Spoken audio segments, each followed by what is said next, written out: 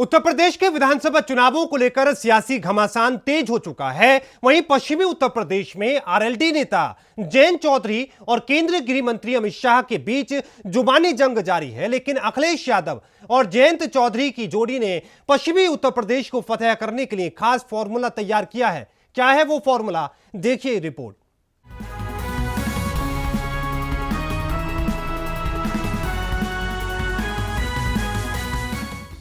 उत्तर प्रदेश के विधानसभा चुनावों को लेकर तमाम राजनीतिक दल जीतोड़ मेहनत में जुटे हैं। हर किसी की कोशिश है कि कैसे 2022 में उत्तर प्रदेश की सत्ता में काबिज हुआ जा सके।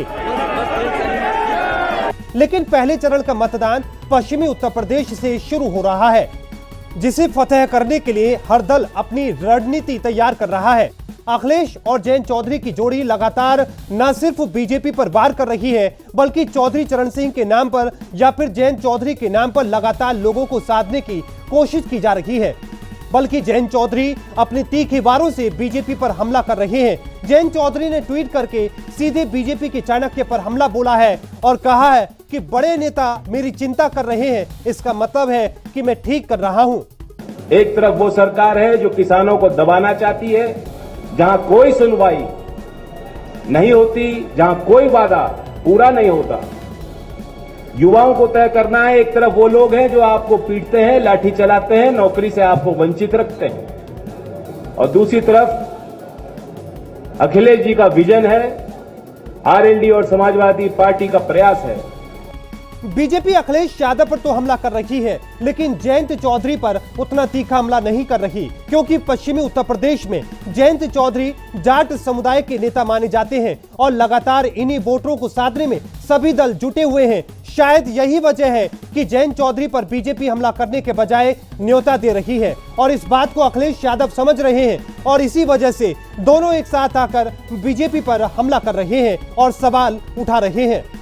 मैं अपने पत्रकार साथी के सवाल के माध्यम से और आपके सहयोग से पूरे के पूरे किसानों को मैं भरोसा दिलाता हूं कि अलग से अगर फार्मर्स फंड भी बनाना पड़ा, फार्मर्स कॉर्पस फंड बनाना पड़ा, फार्मर्स रिवॉल्विंग फंड बनाना पड़ा, तो अलग से फंड बना करके किसानों को चीनी मिलों के सामने धरना प्रदर्शन नहीं करना पड़ेगा।